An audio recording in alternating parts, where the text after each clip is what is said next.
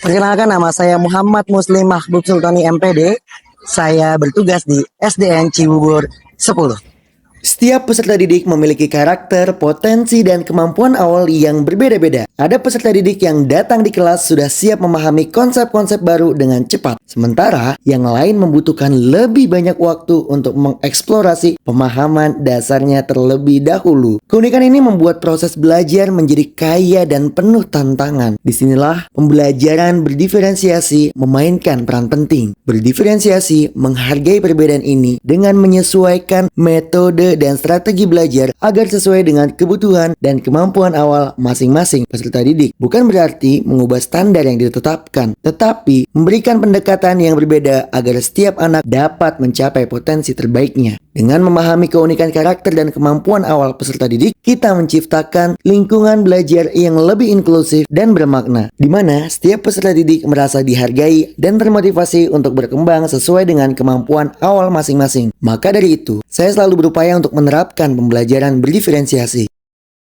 Saya memulai dengan melakukan asesmen awal yang terdiri dari dua bagian, yaitu asesmen kognitif dan asesmen non-kognitif. Untuk asesmen kognitif, saya akan menggunakan menu evaluasi yang tersedia pada aplikasi APBabe atau aplikasi pengenalan batik Betawi, yaitu aplikasi yang saya kembangkan dan dirancang untuk memudahkan proses evaluasi dan memberikan hasil yang akurat serta cepat. Aplikasi APBabe ini juga saya sudah daftarkan hak kekayaan intelektual dalam bentuk hak cipta, mendapatkan penghargaan pada Disnatris UNY yang ke-59, serta saya sudah publikasikan di Play Store. Jadi, siapapun bisa mendownload dan memanfaatkannya. Sementara itu, untuk asesmen non-kognitif, saya menggunakan lembar instrumen asesmen non-kognitif dilengkapi dengan pendekatan permainan tradisional Betawi. Pendekatan ini bertujuan untuk menciptakan suasana yang menyenangkan dan interaktif, sehingga dapat menggali lebih dalam potensi serta karakteristik individu. Harapannya, asesmen awal ini dapat memberikan gambaran yang komprehensif dan dapat membantu saya dalam memahami lebih baik kemampuan dan kepribadian masing-masing peserta didik. Berdasarkan hasil asesmen kognitif, saya telah mengklasifikasikan peserta didik ke dalam 3 kategori.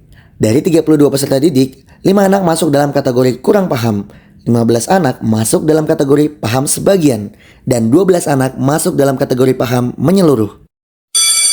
Ketika bel berbunyi, anak-anak segera berbaris di depan kelas untuk pengecekan kuku dan gigi. Setiap anak yang sudah menjaga kebersihan kuku dan giginya akan diizinkan masuk ke dalam kelas. Sebagai tanda kerjasama yang baik dan penghargaan atas usaha mereka, saya akan memberikan tos kepada setiap anak yang lolos pengecekan. Kegiatan ini tidak hanya bertujuan untuk memastikan kebersihan dan kesehatan anak-anak, tetapi juga untuk menanamkan nilai-nilai positif seperti disiplin, tanggung jawab, dan kerjasama. Dengan demikian, anak-anak belajar pentingnya menjaga kebersihan diri dan kerjasama dengan orang lain dalam suasana yang positif dan mendukung.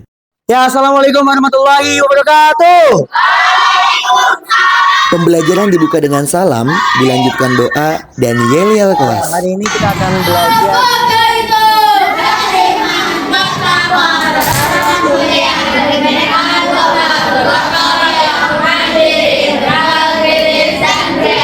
Tidak lupa, saya juga mengikutsertakan peserta didik dalam menetapkan aturan kelas guna menciptakan kesepakatan bersama antara guru dan peserta didik selama proses pembelajaran. Ingin mempunyai kelas yang kompak dan tentram. Sepakat? Sepakat! Lalu bagaimana cara mewujudkannya? Dengan cara saling menghargai. Nah, adapun tujuan pembelajaran kita di sini seperti yang ada di aplikasi kalian ya, di APBabe atau aplikasi pengenalan batik Betawi.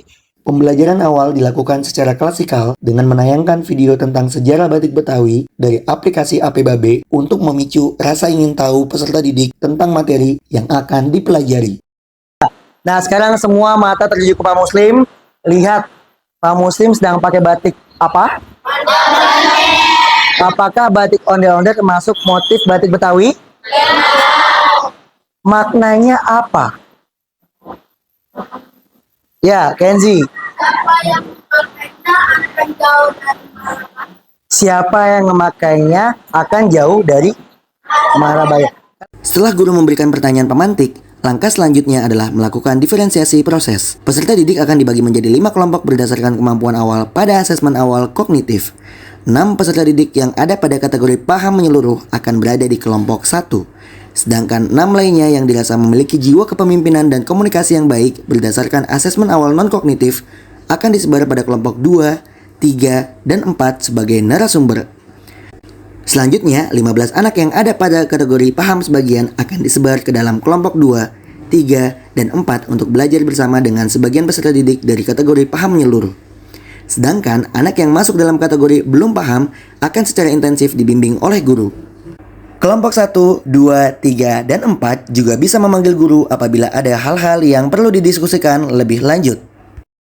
Dalam diferensiasi konten, saya berupaya untuk menyajikan berbagai macam media pembelajaran untuk memenuhi kebutuhan belajar peserta didik. Untuk kelompok 1 yang berisi anak yang paham menyeluruh berdasarkan kemampuan awal, saya minta menggunakan aplikasi AP Babe.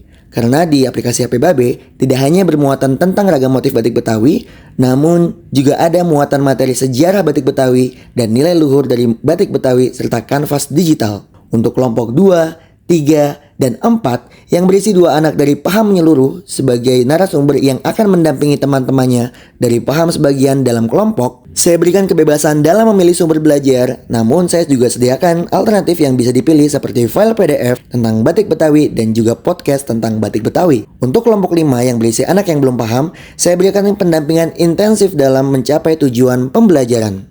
Untuk diferensiasi produk, saya meminta peserta didik membuat bahan presentasi tentang motif batik Betawi. Namun, saya memberikan kemerdekaan untuk setiap kelompok membuat produk dengan kreativitas kelompoknya masing-masing. Tentunya dengan arahan guru dan bimbingan dari guru. Ada kelompok yang sepakat untuk membuat bahan presentasi podcast tentang batik Betawi. Ada juga kelompok yang sepakat menyajikan dengan infografis. Dan ada juga yang dalam bentuk clipping. Selanjutnya adalah mempresentasikan hasil dari produk dari masing-masing kelompok. Pada sesi ini, saya juga akan melakukan penilaian terhadap setiap peserta didik berdasarkan tujuan pembelajaran dan rubrik yang sudah saya buat. Pada akhir pembelajaran, peserta didik mengerjakan evaluasi di aplikasi pengenalan batik Betawi. Peserta didik dapat melampirkan nilainya dan mengirimkannya ke WhatsApp guru. Selanjutnya, seluruh peserta didik mengerjakan lembar refleksi secara individu. Lembar refleksi ini berisi perasaan tentang proses pembelajaran hari ini. Juga pertanyaan-pertanyaan tentang hal-hal baru apa yang didapatkan pada pembelajaran hari ini. Halo, nama saya Kenzi. Hari ini pelajarannya sangat seru karena kita belajar motif batik Betawi. Sebelumnya saya asing dengan motif batik Betawi karena belum tahu tentang motifnya. Tetapi karena ada aplikasi yang bernama AP Babe, saya sekarang sudah lebih tahu tentang motif batik Betawi dan maknanya. Nah, aplikasi AP Babe ini bisa diinstal dengan semua orang di Play Store. Assalamualaikum warahmatullahi wabarakatuh. Perkenalkan, saya Mama Aisyah Rani dari kelas 6B. Ya, kurang lebih 3 bulan ini anak kami belajar bersama Pak Muslim.